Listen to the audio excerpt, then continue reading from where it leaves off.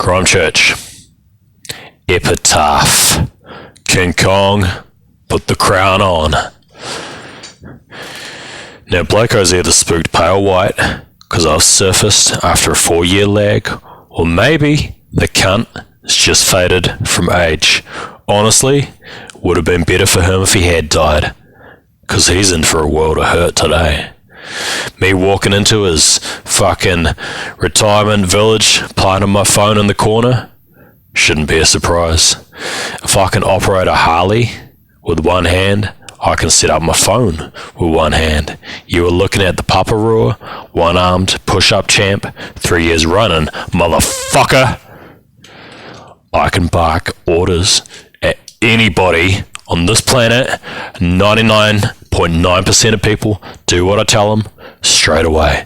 It's that 0.1% that's got an independent streak King Chong cannot abide by. Now Blako, he's in that 0.1%, sitting in the best chair with his blanket on his knees, looking at magazines of Royal Enfields and Triumphs, enjoying TV.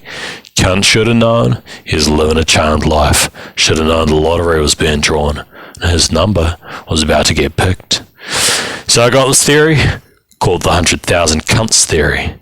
If the whole of Canterbury's got 400,000 people in it, that means 100,000 cunts to fight. Out of those 400,000 peeps, 200,000's got to be fellas.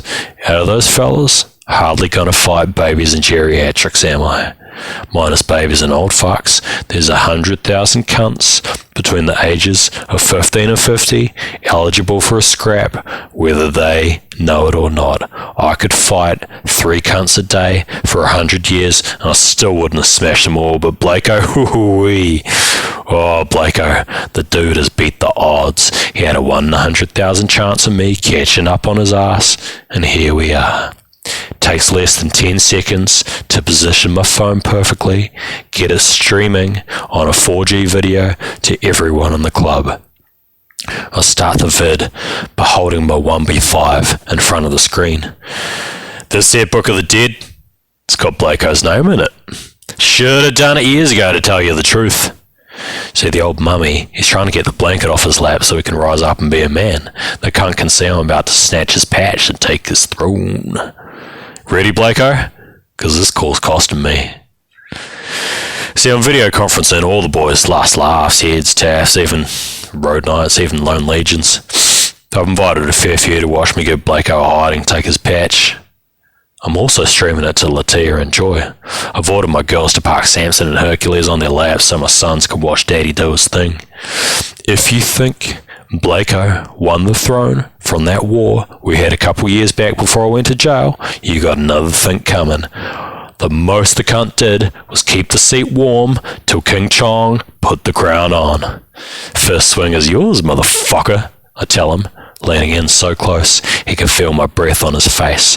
I know the skulls inked on my throat look terrifying. I know my voice is deeper than ever now that I've hit 130 kilos, and I know gravity bows down to me. Blako is in with the old boot in the groin, except it's the slipper he kicks my junk with. My cock is one muscular anaconda, and although I notice a little burn below the belt, I only rock a little. It takes just a single jab directly into Blako's chest to put him back in his armchair. Some old Samoan in a rocking chair in the corner is fingering the emergency call button. I hold my phone in front of my face. I tell the boys 5 simple words I stayed up all night practicing. Meet your new president, boys. Blako, he ain't pale grey anymore. He's turned a bluish, bruised, purpley colour, and he's clawing at the left side of his chest, desperate to hit the reboot button on his heart. A nurse scurries in at the same moment I'm helping Blako out of the dressing gown and leather vest that makes it hard to breathe. As the old fart spasms, sees me yanking his patch vest away, he grabs my wrist. Cold fingers. I shake free, and I get my strut on while the nurses phone an ambulance. I head for the door, pausing only for a quick confrontation with the old Samoan with the Roman nose, Emmanuel, my so-called dad. Got a steering problem, Pop! The old cunt creaks his wheelchair forwards until he gently bumps my shins. I love you, Chong, he tells me. I got no comeback for that, so I head out the door, barging a paramedic to the side as he comes sprinting in with 2 big green and yellow sports bags in his hands. Got Blako's patch, y'all. Hail to the king. There's a girl waiting for me on my bike, or a girly man. It's Chong's heart that stops this time.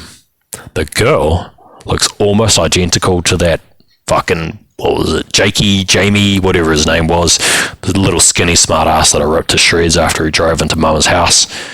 Yellow hair, pretty lips, sparkly eyes. She could be the cunt's ghost. I'm trying to think up words to scatter the ghost when the ghost pulls the pin on a green metal pineapple, drops the grenade near my toes, starts sprinting.